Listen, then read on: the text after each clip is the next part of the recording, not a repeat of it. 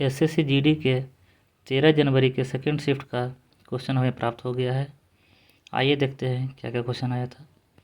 पहला क्वेश्चन आया था सागरमाला परियोजना किससे संबंधित है, तो इसका आंसर है भारत के बंदरगाहों के आधुनिकीकरण के लिए। आइए इसके एक्स्ट्रा फैक्ट को देख लेते हैं।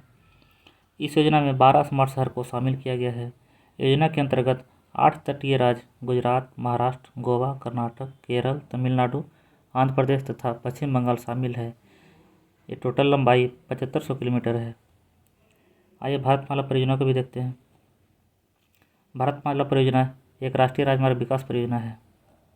दूसरा क्वेश्चन आया था अटल पेंशन योजना किससे संबंधित है, तो इसका सही आंसर है असंगठित क्षेत्र में काम करने वाले लोगों के लिए सामाजिक सुरक्षा प्रदान करने के लिए पेंशन की सुविधा उपलब्ध करवाना। आइए इसके एक्स्ट्रा फैक्ट को देख लेते हैं। योजना की शुरुआत 9 मई 2015 को कोलकाता से पीएम नरेंद्र मोदी द्वारा की गई।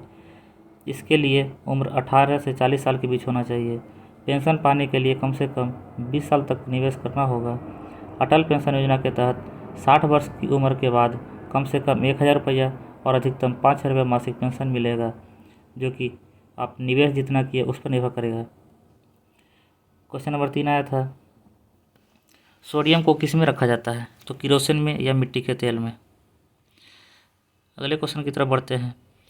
दूसरी पंचवर्षीय योजना में औद्योगिक नीति संकल्प 1956 में इंडस्ट्री को कितने भागों में बांटा गया था, तो इसका आंसर है 3।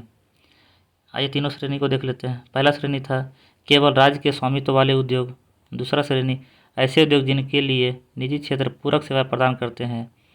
ये उद्योग अभी भी मुख्य रूप से राज्य की जिम्मेदारी होंगे और केवल राज्य ही नए उद्योग शुरू कर सकता था। तीसरी श्रेणी थी शेष उद्योग जो निजी क्षेत्र के अंतर्गत आते हैं।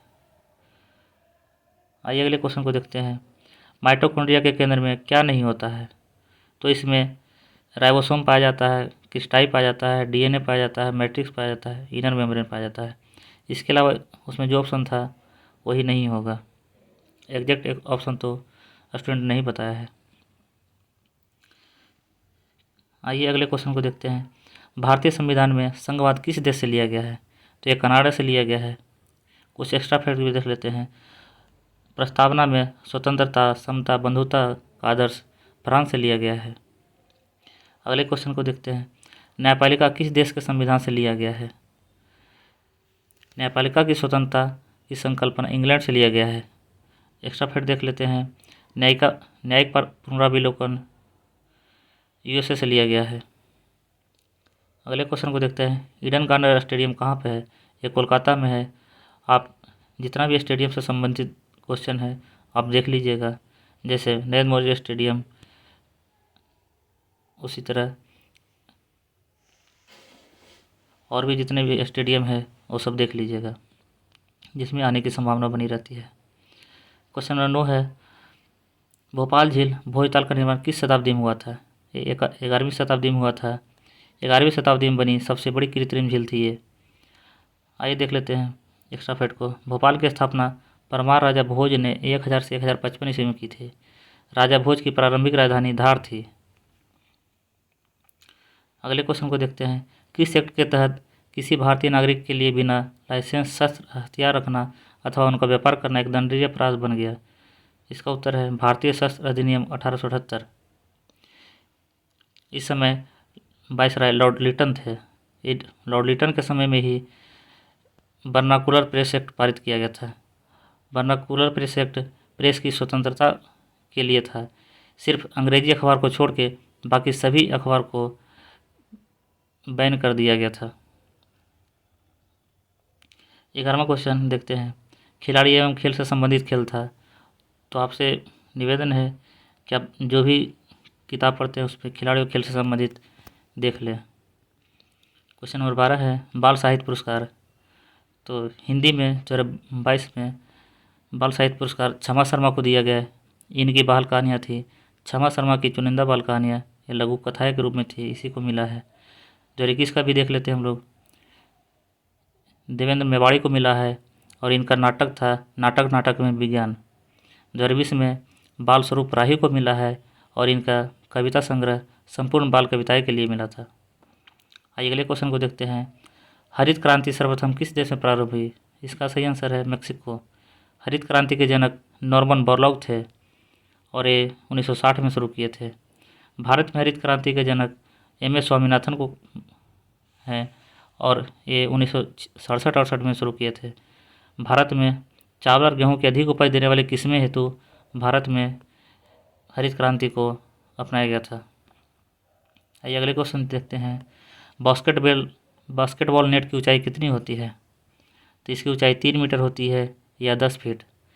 इसके अलावा जो भी और भी है वॉलीबॉल, इसी तरह और भी खेल है, उसकी नेट की ऊंचाई आप देख लीजिएगा। Volleyball, lawn tennis, table tennis वगैरह वगैरह जितना भी है सभी को देख लीजिएगा। क्वेश्चन नंबर 15 है, वर्तमान यानी नवंबर 2022 तक के दिल्ली के CM कौन है? तो इसका आंसर है अरविंद केजरीवाल। आप सभी राज्यों के CM और राज्यपाल को देख लीजिएगा। क्वेश्चन नंबर 16 है, CBSE के अध्यक्ष कौन है? इसके अध्यक्ष निधि छिब्बर हैं। आइए एक्स्ट्रा फैक्ट को देख लेते हैं। सेबी के अध्यक्ष माधवीपुरी बुच हैं। CBI के अध्यक्ष सुबोध कुमार जायसवाल हैं।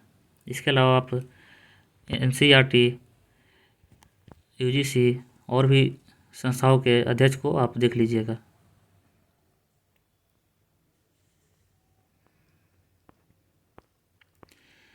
अगले क्वेश्चन देखते हैं।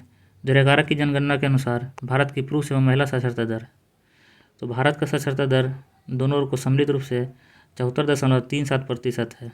पुरुष को देख लेते हैं 82.14%, महिला का 65.46%। अगला क्वेश्चन आया था, शुंग वंश के संस्थापक कौन थे? तो इसका आंसर है पुष्यमित्र शुंग।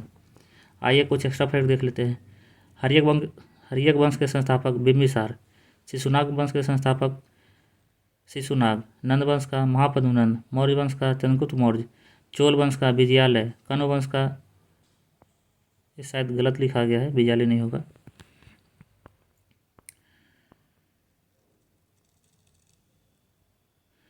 अगला देखते हैं, सोनल मानसिंह किस नृत्य से संबंधित है? तो इसका आंसर है भरतनाट्यम और ओडिसी। सोनल मानसिंह को 1992 में पद्म भूषण और 2003 में पद्म विभूषण मिला था और ये सबसे कम उम्र के प्राप्तकर्ता थे।